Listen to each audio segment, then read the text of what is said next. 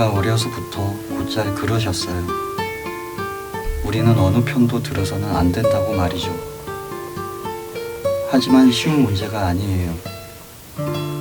누나만 하더라도 러시아 편을 들거든요. 물론 매형이 러시아 출신이라서 그럴 수도 있어요. 그렇지만 더 큰 문제는 텔레비전 뉴스예요.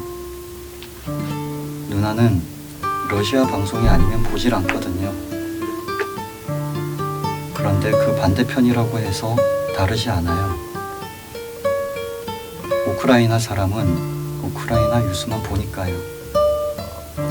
사실 부모님 얘기가 틀린 건 아니죠. 올렉산드로 부모의 말처럼 조심해서 나쁠 건 없었다. 수많은 소수민족 중 하나인 그들이 자칫 정치적 분쟁에 휘말리기라도 한다면 더 큰 희생을 치를 수 있을 테니까. 올렉산드르는 미지근해진 커피로 목을 축이고는 얘기를 이어나갔다. 다행인지 불행인지 우리는 부모로부터 시대를 물려받지 못했어요. 그래서 어느 한쪽을 선택해야 할 때가 되면 어쩔 수 없겠죠. 부모님이 그랬던 것처럼 제게도 지켜야 할 사람이 있으니까요. 학창시절부터 서울 생활까지 이야기를 듣다 보니 쓸거리는 어느 정도 확보된 듯 했다. 그제야 나는 면피용으로 벽화에 대한 질문을 건넸다. 조금 벗어난 질문일 수도 있는데 벽화의 소재로 문을 채택한 이유를 들을 수 있을까요? 그건 하나의 상징이에요. 연대의 표상이랄까. 문 너머에는 언제나 다른 세계가 마련되어 있죠. 사람들에게 새로운 출구가 있다는 희망을 보여주고 싶었거든요. 내심 올렉산드르의 입에서 그와 같은 상투적인 답변이 나오지 않을까 짐작했다. 그렇다고 해도 나는 편집장의 요구에 맞게 적당히 편집할 계획이었다. 그런데 올렉산드르는 이런 얘기는 기사로 내보내기엔 적합하지 않을 것 같다며 마른 입술을 잘근 씹었다. 괜찮다고 하자 올렉산드르는 가느다란 신음을 내뱉고선 카페 유리문 너머를 물끄러미 바라보더니 입을 열었다. 전략이었어요. 나는 뒤통수를 한 대 얻어맞은 듯 했다. 미술에 식견이 없던 나로서는 그게 회화적 전략을 말하는 건지 아니면 다른 걸 의미하는 건지 이해할 수 없었다. 그런데 올렉산드로가 벽화에 대해 꺼낸 얘기는 그뿐만이 아니었다. 잘 찾아보면 서울 어딘가에도 있을걸요. 키이우를 오가려면 그 편이 더 빠르기도 하고요. 올렉산드로는 아리송한 미소를 지었다. 그때 내 표정은 어땠을까? 올렉산드로와 내가 서로 유머 코드가 맞지 않다는 건 확실했다. 내 머릿속에선 어느덧 그 얘기에 비금을 긋고 있었다. 대신 올렉산드로부터 받은 작업 사진 일부를 지면에 채워넣을 심산이었다. 나는 얼기설기 질문을 건네다가 서둘러 인터뷰를 갈무리했다. 들어야 할 이야기는 이미 충분히 들은 것 같았다.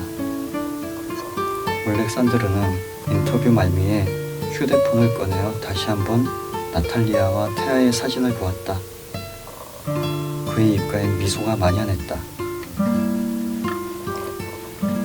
원고를 검토하던 편집장은 몇몇 문장에 손을 댔지만 그럭저럭 흡족해 하는 듯 했다. 독자의 반응도 썩 나쁘진 않았다. 잡지가 발간되자 몇몇 독자로부터 올렉산드르의 후속 기사를 써달라는 메일을 받기도 했다. 나는 때가 되면 다시 취재를 하겠다고 답장을 보냈다. 하지만 정작 올렉산드르를 다시 만난 건 반년이 더 지나고 나서였다. 물론 취재를 위한 만남은 아니었다. 원래 올렉산드르는 이듬해 여름에 학예를 취득해 키우로 돌아갈 계획이었다. 하지만 크리스마스를 앞두고 돌연 학업을 중단하기로 결정한 것이다. 하연과 나는 광화문 인근 카페에서 올렉산드르와 작별 인사를 하기 위해 짧은 만남을 가졌다. 그 무렵 러시아 병력이 국경 근처에 집결해 있다는 뉴스를 봤지만 설마 무슨 일이 벌어질까 싶었다. 별일 없을 거예요. 나는 올렉산드르를 안심시키듯 말했다. 그래야겠죠. 올렉산드르의 목소리는 푸석푸석했다. 아기가 많이 보고 싶었을 텐데 이제 곧 만나겠네요. 하연이 화제를 전환했다. 그러자 올렉산드르는 우리에게 사진을 보여줬다. 하연과 나는 동시에 짧은 감탄사를 내뱉었다. 무슨 꿈이라도 꾸는 건지 아기는 빙글에 미소를 머금은 채 잠자고 있었다. 새록새록 잠든 아기를 보고 있으면 아무런 일도 생길 것 같지 않아요. 올렉산드르는 사진을 보며 말했다. 그럴 거예요.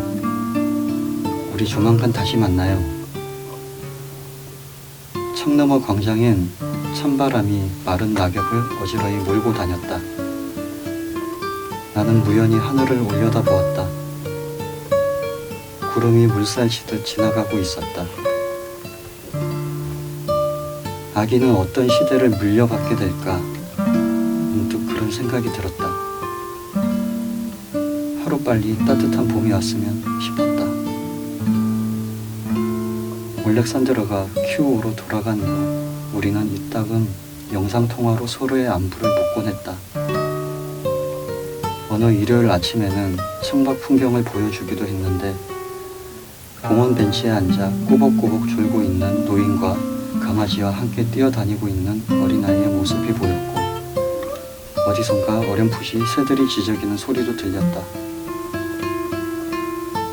그렇지만 우리는 머지않아 암담한 심정으로 뉴스를 볼 수밖에 없었다. 먹구름이 짙게 드리운 그 도시의 풍경이 왠지 비현실적으로 보였다. 바리케이드를 설치하는 시민 사이에서 낯익은 얼굴이 스쳤다. 그는 양손에 스프레이 래커를 들고 거리를 분주히 뛰어다니고 있었다. 스쳐 지나간 또 다른 화면에서는 싱크홀처럼 거대한 검은 구덩이가 파여 있었는데 그 주변에서 올렉산드르의 시그니처를 언뜻 본 것 같기도 했다. 하지만 시간이 갈수록 그곳 소식을 보고 있는 게 점점 힘이 들었고 그 이유는 결국 내가 그동안 보고 싶었던 것만 보아왔던 것임을 비로소 알게 되었다. 담장을 따라 늘어선 개나리 꽃망울을 보는 것만으로도 포근했던 그날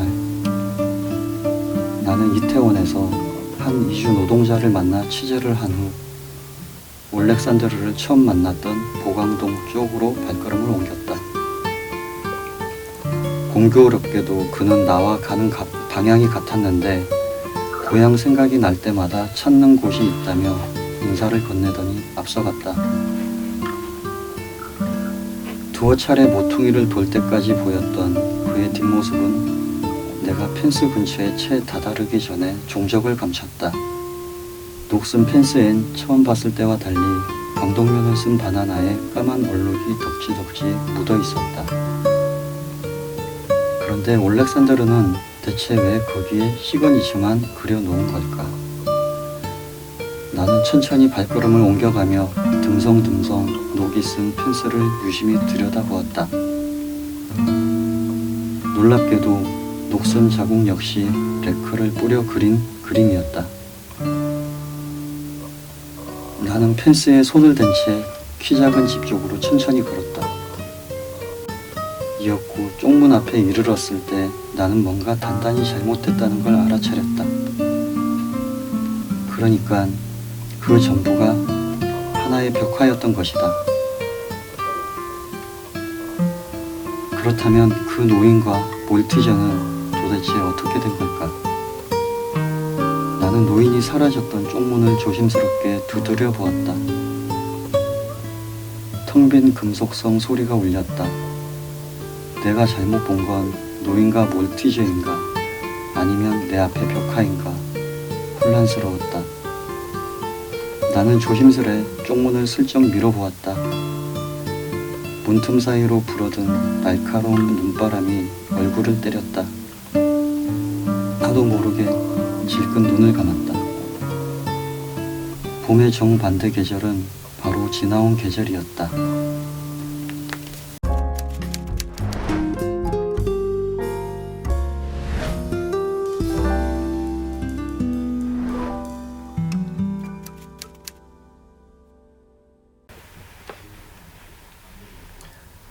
질병보고, 병 속의 악마 중 소년의 이야기를 읽겠습니다. 사과는 가장 효율적인 연료였다. 사과를 연료로 사용하게 되면서 증기기관이 발명되었다 해도 과언이 아니었다. 증기기관의 발명은 산업발전을 가속화시켰다. 처음에는 가난한 사람들이 사과를 원형 그대로 조개탄처럼 사용했다. 하지만 우연한 계기를 통해 액체 연료로 만들어 사용하면 훨씬 효율이 높아진다는 점을 알게 되었다. 곧 산업 발전을 위해 사과를 먹는 행위는 법적으로 금지되었고, 사과 브랜디를 만들던 공장들은 사과 연료를 만드는 공장으로 용도가 변경되었다. 사과 브랜디와 사과 연료는 만드는 과정이나 결과물이 거의 동일했다. 단지 사과 연료는 사람이 먹으면 몸에 큰 부담을 줄 정도로 농도가 진했다. 사과 연료 공장에서 강의 하루 쪽 습지에는 널빤지를 대충 엮어 세워놓은 움막집이 20여 채 있었다. 벽에는 곰팡이가 가득했고 밑단부터 썩어 들어갔다. 지금 당장 움막촌이 통째로 습지 속에 삼켜져도 이상하지 않을 정도였다. 집마다 10살 전후의 아이들 5-6명이 끼어 살았다. 움막촌의 한쪽에는 문도 달리지 않은 재래식 화장실이 늘어서 있었는데 분뇨가 골목에 넘쳐 흘렀다. 아이들은 화장실을 이용하지 않고 아무 곳에나 볼일을 봤다. 비가 오면 아이들이 싸놓은 분뇨와 진흙이 섞였다. 새벽부터 울리는 사이렌 소리에 깨어났다. 항상 같은 옷을 입고 다 떨어진 신을 신고 술에 취한 듯 비틀거리며 공장을 향해 걸었다. 그들이 공장에 거의 도착할 때쯤이면 도개교가 웅장하게 내려가기 시작했다. 도개교가 고정되는 소리가 크게 울리고 난 후 공원들을 태운 증기버스가 기적소리와 함께 하얀 연기를 뿜으며 다리를 건너왔다. 공원들은 공장의 아이들을 더러운 짐승처럼 생각했다. 아이들이 풍기는 부치가 자신들에게 옮을까봐 아이들과 거리를 두고 접촉하지 않았다. 어쩔 수 없이 아이들에게 지시해야 할 때는 비교적 깨끗한 아이를 겨냥해 멀리서 채찍으로 때렸다. 채찍에 맞은 아이는 하던 일을 중단하고 그 자리에 멈춰 지시사항을 들었다. 한 번 심부름꾼으로 선택받은 아이는 공원의 채찍이 아슬아슬하게 닿는 거리에 계속 머물렀다. 공원들은 아이들을 도구보다 하찮게 생각했기 때문에 너무 가까이 다가갔다가는 과도한 채찍질에 목숨을 잃을 수도 있었다. 채찍의 사정거리를 아슬아슬하게 유지하는 것도 심부름꾼이 될 수 있는 자질 중 하나였다.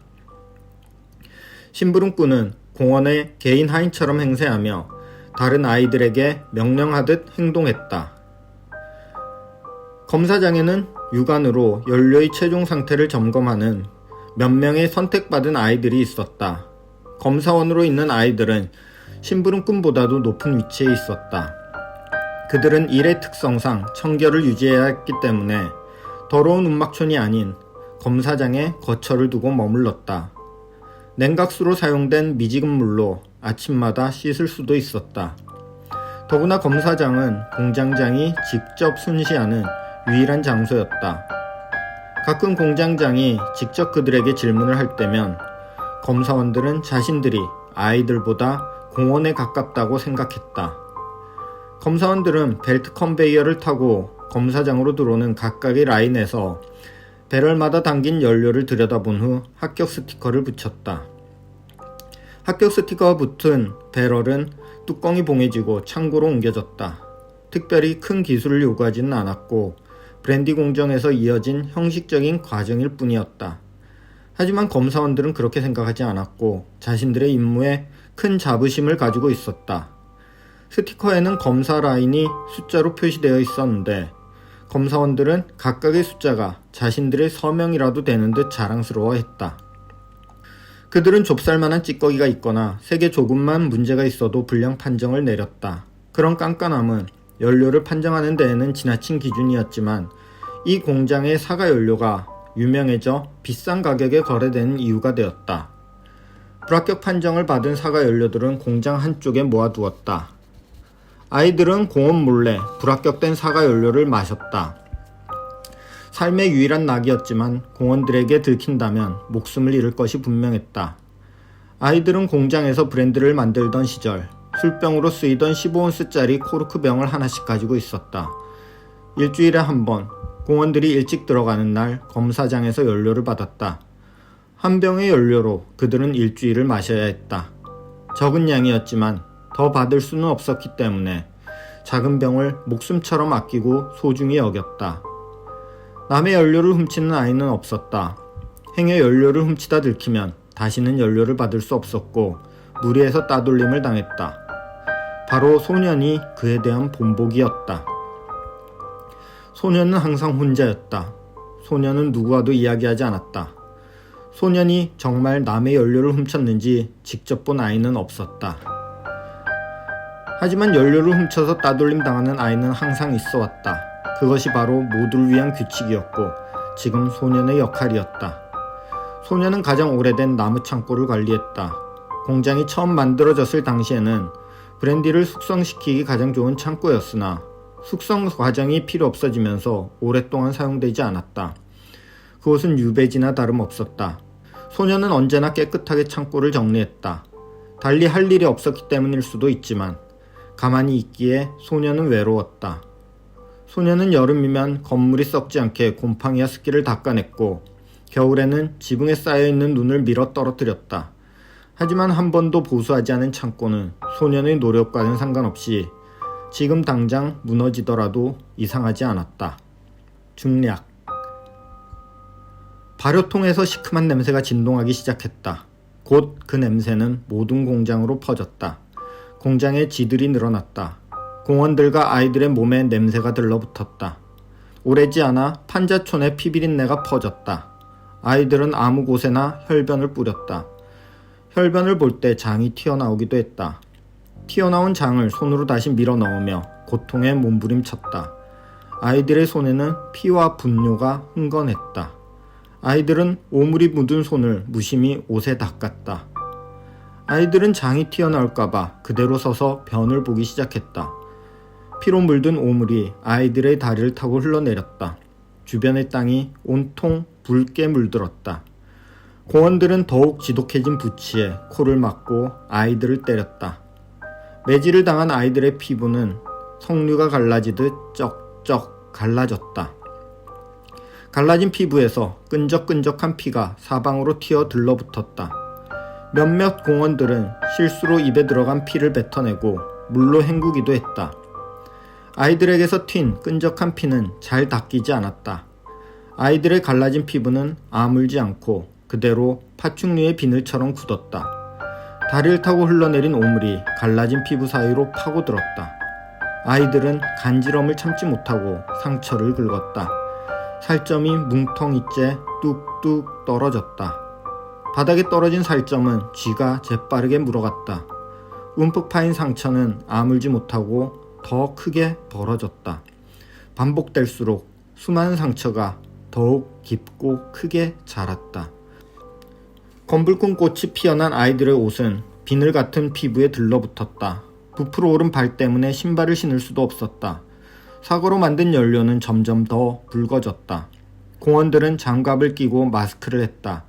하지만 아이들은 여전히 헐벗은 채 일했다. 아이들의 눈, 귀, 코에서 끈적끈적한 진물이 흘러나왔다. 아이들이 뱉는 검은 기침은 모든 곳에 들러붙었다. 공원들도 아이들처럼 기침을 시작했다. 그들은 타구통을 들고 다녔다. 그들의 기침이 어떤 색인지는 보이지 않았다. 날이 갈수록 공원들이 눈에 띄게 줄어들었다. 동시에 강 건너 마을의 불빛도 점점 줄어들었다. 아이들은 이제 인간이라 보기 힘들었다. 그것은 걸어다니는 거대한 살덩어리에 불과했다. 어떠한 이유였는지 밀고자만이 멀쩡했다. 소녀는 그런 그가 마음에 들지 않았다. 화난 소녀는 직접 아이의 얼굴에 상처를 내고 가죽을 도려냈다. 얼굴이 도려지면서도 밀고자는 비명을 지르지 않았다. 비명을 지르지 않는 것 또한 소년의 마음에 들지 않았다. 소년은 아이의 얼굴을 도려내다 말고 뜯어냈다. 밀고자는 그대로 꼬꾸라져 쓰러졌다. 고꾸라진 아이는 경련하듯 꿈틀거렸다. 소년은 아이들에게 과시하듯 살점을 씹었다. 아기 같은 소년의 모습에 아이들은 두려움에 떨며 고개를 숙였다. 소년은 고꾸라져 꿈틀거리는 밀고자를 내버려 두고 공장으로 향했다. 아이들이 소년의 뒤를 따랐다. 그날 이후 방아쇠가 당겨진 듯 아이들이 하나씩 죽어나갔다. 아이들은 기침을 하다가 내장을 토했다. 그들은 누가 더 멀리 뿜을 수 있는지 서로 경쟁하듯 위와 간, 폐의 조각을 기침과 함께 뿜어냈다. 이제 공장에 공원은 한 명도 나오지 않았다. 공장장은 이미 오래전부터 공장의 얼굴을 비추지 않았다. 하지만 끈적끈적한 검은 기침은 그들에게 마지막까지 들러붙어 있었을 것이다. 공장의 기계는 계속 돌아갔다. 아이들은 기계를 끄는 법을 몰랐다. 그리고 며칠 뒤 강 건너 마을에 큰 불이 났다. 그 불길은 지금까지 본 어떤 불보다 크고 아름다웠다.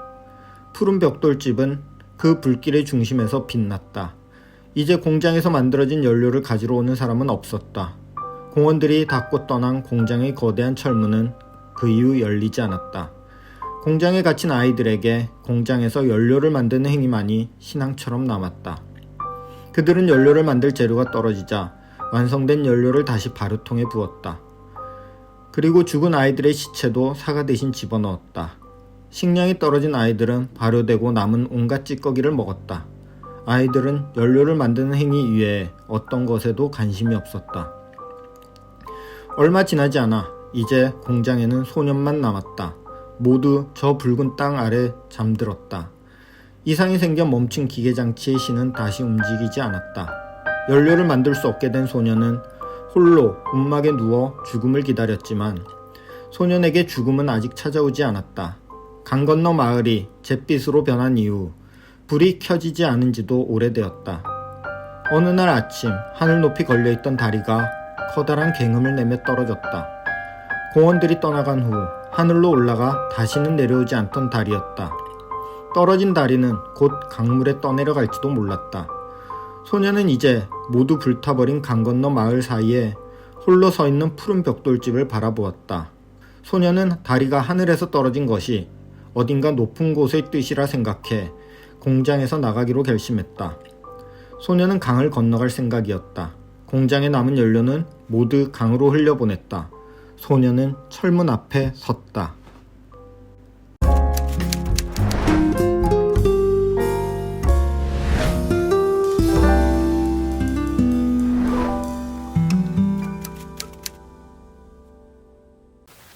예, 제가 읽을 소설은 폴의 순간이라는 소설이고요. 이거는 종이책으로 출판이 되지 않아서 부득이하게 제가 핸드폰을 보고 읽겠습니다. 네, 낭독 시작하겠습니다. 게어 로크헤드. 나는 방금 들은 지명을 입 밖으로 읊어보았다. 투어의 안내자. 그러니까 아마도 폴 그랜트가 보낸 메일에 적힌 지명을 어떻게 읽어야 하는지 알 수 없었는데 이제야 확인할 수 있었다. 열차의 문이 열리는 순간 눈앞을 온통 가로막고 있는 석회질의 절벽이 가장 먼저 보였다. 이 나라에서 자주 볼 수 있는 하늘과 꼭 같은 색이었다. 잠시 서 있으니 열차가 커다란 소음과 함께 역을 빠져나갔다. 나는 그제야 역이 산 중턱에 있음을 알아챌 수 있었다. 언덕 아래로는 내륙 쪽으로 깊숙이 들어온 바다 주변을 초승달처럼 둘러싼 마을의 모습이 보였다. 30초 정도만 서 있으면 집의 숫자를 모두 셀 수 있을 정도로 조그마한 규모였다. 안내 메일에는 폴 그랜트가 직접 마중을 나온다고 적혀 있었으므로 나는 주변을 둘러보았다. 기차에서 내리는 사람이 없어 플랫폼에는 나 혼자였다. 게어 로크웨드 역은 따로 발권을 하는 장소도 없이 철조망이 둘러쳐진 야외 플랫폼에 붉은색 자갈이 깔려 있는 것이 전부인 한국으로 치면 강원도 어디에나 있을 법한 조그마한 간이역이었다. 우선 나가야겠다는 생각에 출구라고 적힌 방향으로 걸음을 옮겼다. 발을 내디딜 때마다 잘그락거리며 자갈이 부딪히는 소리가 불길한 예감처럼 따라붙었다. 출구와 가까운 벤치에 사람이 앉아 있었다. 시력이 좋지 않아 처음에는 의자에 올려둔 짐짝인 줄 알았는데 가까워질수록 나는 그것이 야구모자를 쓴 사람임을 알 수 있었다. 순간 그가 폴 그랜트일 거라는 생각이 들었다. 너 혼자야? 출구로 나가려는데 역시나 뒤편에서 목소리가 들렸다. 돌아보니 그는 여전히 고개를 푹 숙인 채였다. 깊게 눌러쓴 지저분한 모자 사이로 하얀색 머리칼이 삐져나온 게 보였다. 뭐라고? 대묻자 그가 그제야 고개를 들어 나를 바라보았다. 나이 때문인지 촛농처럼 흘러내린 얼굴 가운데 도드라진 반듯한 콧날만 화석처럼 남아 자신이 폴 그랜트임을 주장하고 있었다. 되도록이면 모른 척 지나가고 싶다는 생각이 들었다. 기차에서 내린 사람이 너 혼자냐고. 노래로 듣던 미성과는 동떨어진 걸걸한 목소리에서 시간의 흐름이 느껴졌다.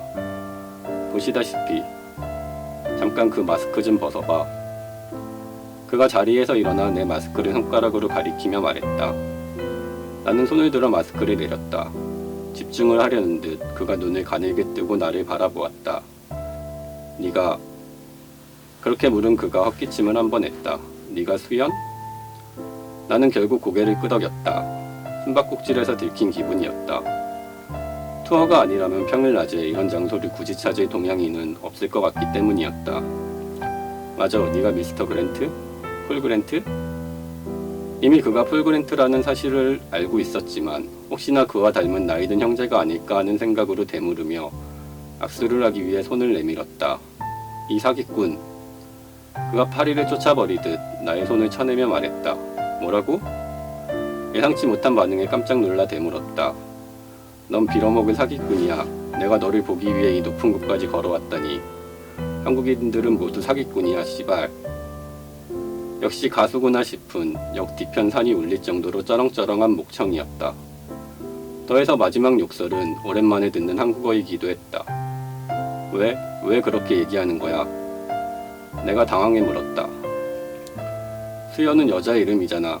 나는 수연이 여자 이름이란 걸 이미 알고 있어. 중성적인 이름 때문에 한국에서도 가끔 있는 착각이었다. 하지만 우리가 온라인 데이트 앱으로 만난 사이도 아닌데 화를 내는 이유가 무엇인지 당최 이해가 가지 않았다. 모두 그렇지는 않아. 아니야, 모두 그래. 너희들은 모두 거짓말쟁이들이야. 내 말은 수연은 남자 이름이기도 하단 거야. 자, 봐. 안주머니에 있던 여권을 꺼내 그에게 보여주었다.